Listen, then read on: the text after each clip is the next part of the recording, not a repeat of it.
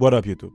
It's a new day, but we're still in the spooky season. We're still at it, we're still going at it, we're still getting scared for no reason. But we like it, we appreciate it. It makes us feel alive. In January 2015, a group of New Zealand film students were recording outside their school at Auckland's Parnell railway station. The footage you're seeing now was recorded by a student named Chris Muir. For a few minutes, Chris and his friends were messing around and having fun as they filmed. But that's when the group spotted a man and a woman wearing creepy white masks hiding in the tall grass next to... No. How are we gonna start with this? No. Listen, Chris, get out of there, man. Do me a favor, please. Get out of here. Get out of here, man. ...to the station and staring ominously at the camera. Oh. It's right converted now. Get that clean.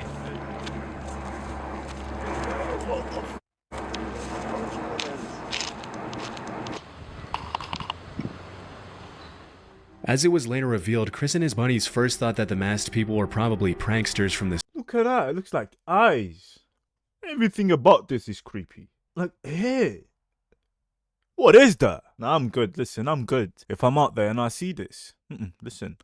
We might need to retrieve, conversate. Yeah, as a collective, I think we need to collect our thoughts and see what we're gonna do with this information. I know we can be in a group and yeah, obviously we can do something about it, but we don't know what's going on over there. There might be another 50 of them. See, America, it's a crazy place. It's a scary place for me.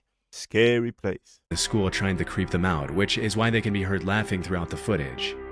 However, the students later confessed that it was more so nervous laughter and that they were actually pretty terrified during the encounter. Disturbingly, looking at the footage, they noticed that the couple appeared to be armed. In some of the clips, it looks like one of them is holding a pistol.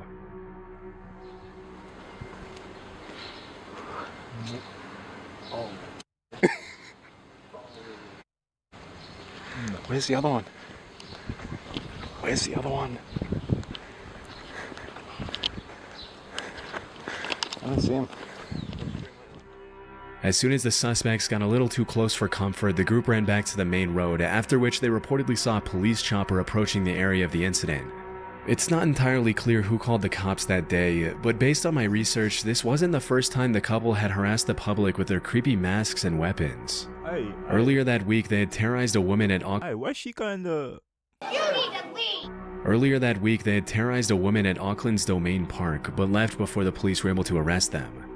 When the cops arrived at the train station, Chris and his friends gave them the report, after which the Auckland Police Department uploaded a Facebook post where they urged the suspects to come forward and warned civilians to stay far away from the masked couple if they saw them. They also cautioned that if they saw someone carrying what appeared to be a weapon, they had no way of knowing if the weapon was real or fake and would be forced to approach the situation as if it were real. Shortly after that, the suspects reportedly came forward to talk to the cops. Throughout the investigation, the authorities didn't release a whole lot of information to the public about who these people were, whether their weapons were real, or what their intentions were. But one thing we know for sure is that this wasn't just an innocent prank.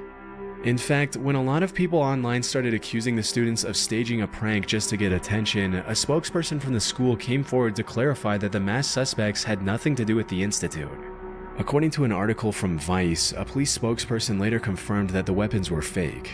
But I wasn't able to find any official confirmation of this, and to this day, not a lot of people know who the suspects were or why they were terrorizing the public for no reason. Whatever the case, it's a good thing Chris and his friends were able to get away before things took a turn for the worse.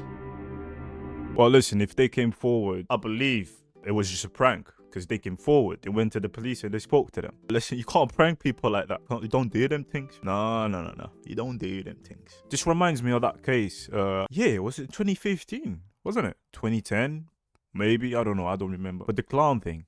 Everyone was wearing clown costumes, just chasing after people. It might be from that era, from all of that space. People were doing some weird stuff though. People always done weird stuff. The thing is, now there's cameras everywhere. And people are actively doing weird stuff online to seek fame. Listen, you can get shot by doing this. It's all fun and games until one of them gets shot. And yeah, it wouldn't be the first time. And I think it won't be the last as well. Near the base of Mount Fuji in Japan lies a forest that's known among the locals as the Sea of Trees. Interestingly, the entire forest grew out of a 30 square kilometer patch of hardened lava that was laid down by the last major eruption of Mount Fuji. A little more disturbingly though, over the years the Sea of Trees has become known as a place where people go to take their own lives. And if you venture far enough into the forest, it's not uncommon at all to find a body. Near the entrance of the forest, a sign written in Japanese reads, "Quietly think once more about your parents, siblings, and children. Please don't suffer alone, and first reach out." In July 2017, urban explorer and YouTuber Burbex ventured into the forest to see what he'd find, walking his viewers through his entire journey into the Sea of Trees. But even though the video starts out tame enough, just a few minutes into his exploration, the uploader comes across an abandoned bike, and that's when things get a little disturbing. I'm only a few meters away from the road right now, but I've already found an abandoned bike. It's actually a pretty nice bike. Let's take a look at it.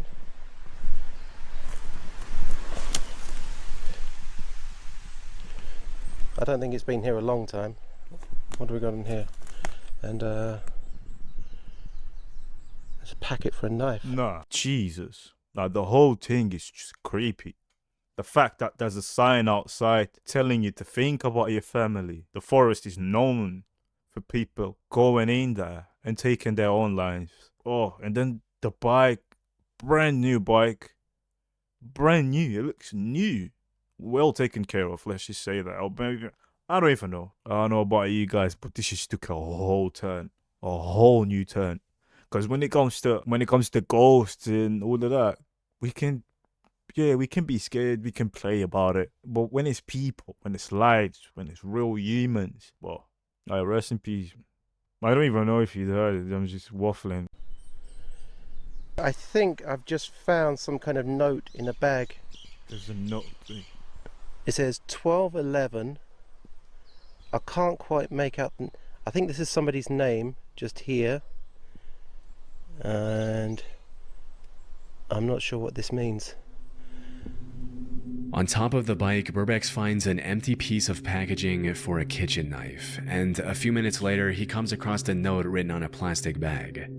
The note translates to 1211 verified, Fuji Yoshida police station verified, meaning it's likely evidence of someone who abandoned their stuff to take their own life in the forest, confirmed by the local police station. It's incredibly haunting to think how many lives have been lost in that forest over the years, and even more disturbing to think that any random passerby could easily find the body while exploring the terrain. Over the years, the Japanese government has implemented several measures, such as placing security cameras near the entrance to track those who walk inside, as well as training volunteers to talk to the visitors who are thinking of taking their lives. Still, this hasn't stopped people from following. Imagine this is your job, the emotional toll it takes on you. Obviously, you won't be able to save everyone. You'll feel good when you save people though, so there's that side as well.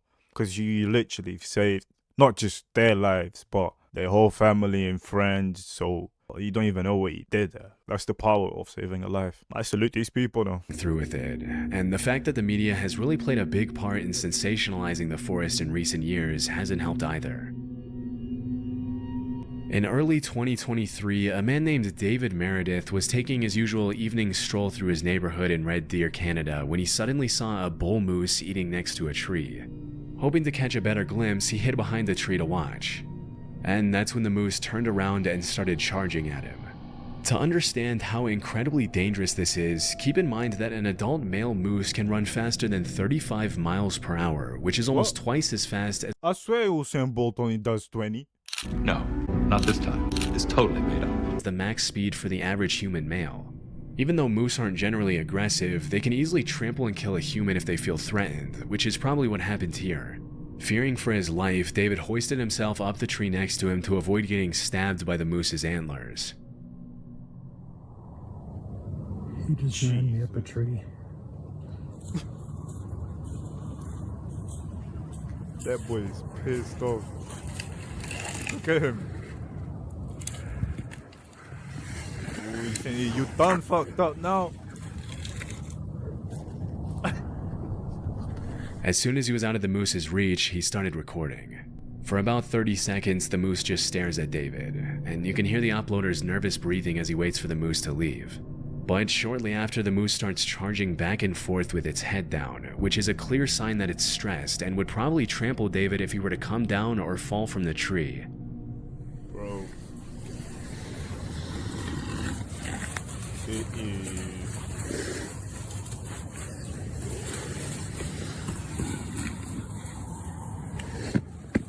Brother, you better call someone. Based Don't on what be he mentioned to the recording. news station that interviewed him a couple of days later, David stayed in the tree for over 10 minutes waiting for the moose to leave him alone. When asked how he climbed up the tree, he demonstrated how he pulled himself up by a flimsy-looking branch, which is honestly one of the most concerning parts of this whole situation. That branch breaks, and David would have been at the mercy of a very angry moose and might not have lived to tell the tale. Luckily, after seeing that David wasn't coming This little branch. Well, that was a crazy pause, innit? This little branch saved that guy. Nah, listen. There's a God. There's a God. This was probably just a warning. This guy was probably doing his dumb stuff. I do not know what he was doing. I'm just saying this was a warning. And God told him, listen, you see that branch? You can climb on it. I'm telling you, trust me. You can climb on it. You can't tell me there isn't a God after that one. Any other day, that thing would have broken. Any other day. But that day, God told him, listen, you can trust me. I got you. But this is just a warning. Pay attention to what you're doing in your life. to tell the tale. Luckily, after seeing that David wasn't coming down, the moose finally gave up and ran off, thanks to which the uploader was able to come down safely after waiting it out for around an extra half hour. He just ducked. In February 2018, a man named Greg Harris uploaded a GoPro video of himself riding his ATV on an unnamed trail. For the first few seconds, the footage shows pretty much exactly what you'd expect from this kind of upload. But in the blink of an eye, something extremely disturbing interrupts Greg's ATV ride.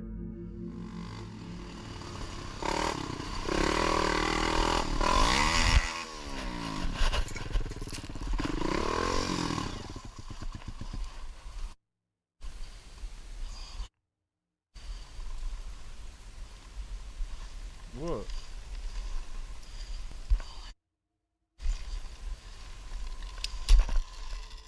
If you didn't catch it, someone had set up a metal wire between the No. two trees. Are you joking? I was thinking that. But, listen, I was hoping it wasn't that. I was really hoping it wasn't that. It was just something you saw and we didn't see it. How can people be this evil? Nah.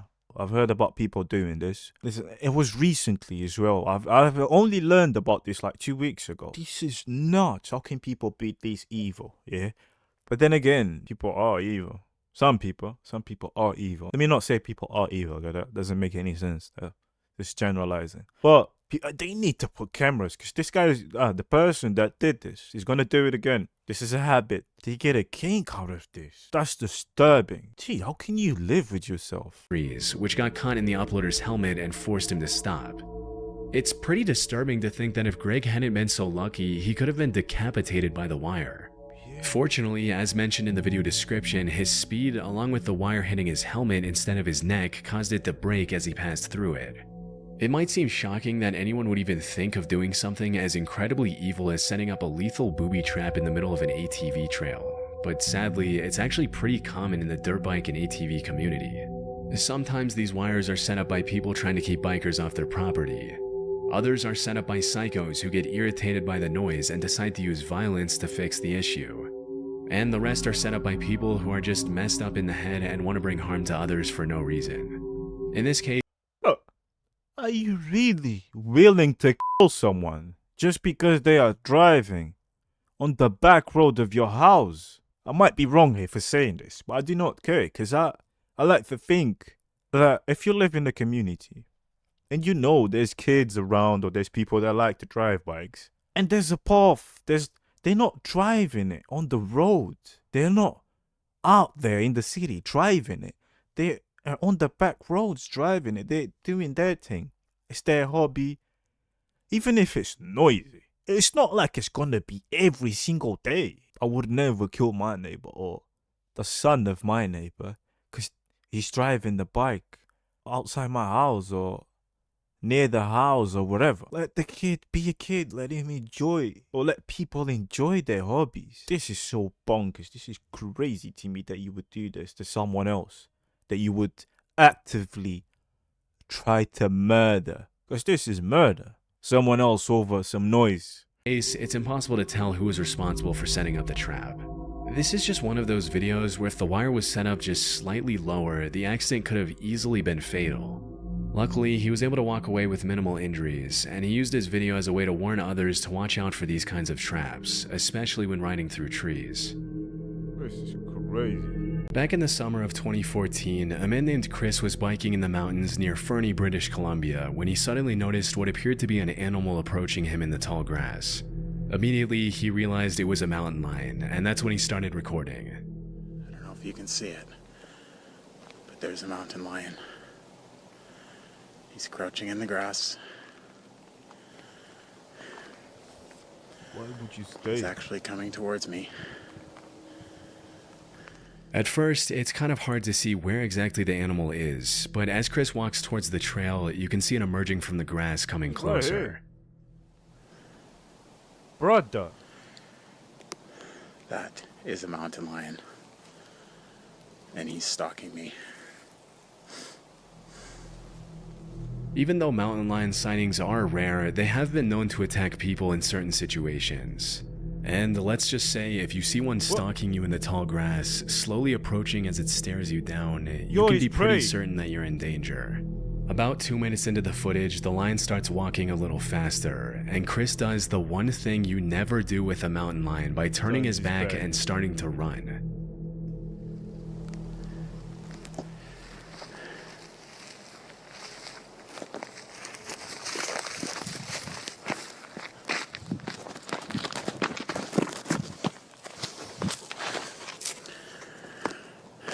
Hey, Mr. Mountain Lion. How are you doing? Nice to see you. Buddy. What are we doing? No. The way we started this was wrong. Everything about this was wrong. Why would you stay there to record? Listen, he's stalking you. Have you never seen Discovery Channel? Have you never watched documentary about animals, about lions and tigers, all of this and that? You should know better, sir. Why would you stay to record when the mountain lion is doing that movement? He's walking towards you, crouching, stalking you, behaving like you're its prey. And why would you turn your back to it? This is all wrong. Everything is wrong about this. You got rocks underneath you. Grab one of them, throw at it. Do not try and delegate with it. Negotiate with it. Have a conversation. That's nuts. Your first talk is to conversate with the mountain lion. Huh? You're wildin', my boy. You should not be out there. You're not built for it. I'm sorry, though. Nice to see you. That makes it nice to see you. I am much bigger than you. Over the next couple of minutes, Chris tries to get the animal to go away, but it only walks around him and continues to stalk him, staring him down in the tall grass near the entrance to the woods. A couple of minutes later, the uploader manages to take a few steps toward the main trail back to his car, but he doesn't get too far before the mountain lion cuts him off again. Stay back. Stay there. Bro. What do you mean stay there? Just charge at it. I'm not afraid of you. Fortunately, after a few moments of tension, the mountain lion turns around and disappears into the trees. Being in a position like that has to be downright terrifying, especially when you consider that the only reason the lion didn't attack was because it didn't want to. And had it felt more threatened, it easily could have done some serious damage. Well, Thankfully, it was just a close call and Chris was able to walk away from the terrifying encounter unharmed. nah, listen, you got lucky, my boy. You got very lucky, my boy. You got very lucky. And I'm glad you got lucky. You get to go back to your family. You get to talk to your mom again, to your dad again. And we appreciate that over here. But do not go out there. Never again. I don't think you're built for it. That response to what happened, That wasn't it. I expected more from you, since you're out there by yourself. I don't know, my guy. I'm glad you're okay, though. In March 2019, a 5-year-old girl from Fair Lawn, New Jersey was playing with her friends near a creek in a wooded area behind their home right off Route 208. This was an area the family knew very well, as they'd been living there for 13 years, and the girl's father, Dave Kuroda, and his wife felt completely safe letting their kid play in the woods behind their house. But at some point during that particular afternoon, the girl came across a pile of clothing in the woods, after which she immediately ran back to tell her dad what she had found. Strangely, the clothes appeared to have been cut off a person's body, and there were suspicious red stains all over the tattered, shredded outfit. After confirming the bundle consisted only of women's clothing, Dave called the Bergen County Sheriff's Office and reported the incident, feeling like it was just too out of the ordinary for a random pile of cut-up clothes to appear near the entrance of the woods so close to his home. Even though this was the first time their daughter saw the clothes, it appeared they had been in the woods for several months, which explains some of the excessive wear and tear, but not the suspicious cuts and stains all over the outfit. Immediately, Fair Lawn police started asking the public if they could identify the clothes, hoping that it was just a prank rather than something more sinister. Unfortunately, nobody came forward, and until the clothes can be linked to some sort of crime or to a victim, they can't be accepted for testing by the police department. To this day, the cops from the Fair Lawn Police Department— Sorry, what? Come again? I'm not American, yeah? I do not live there, but I do know Americans pay taxes. Do not tell me they ain't got the resources to see what happened to this person and check who this belonged to. That's crazy to me that something has to happen for them to be able to make a DNA test. So what has to happen? Do they need to find a body? Listen, that policy, it just confused me. To this day, the cops from the Fair Lawn Police Department haven't been able to match the clothing to anyone in particular. And at this point, all we can do is hope that whoever those clothes belonged to did not come to the harrowing fate that the dark reddish stains imply. I'm so confused about everything that had just happened from this last clip.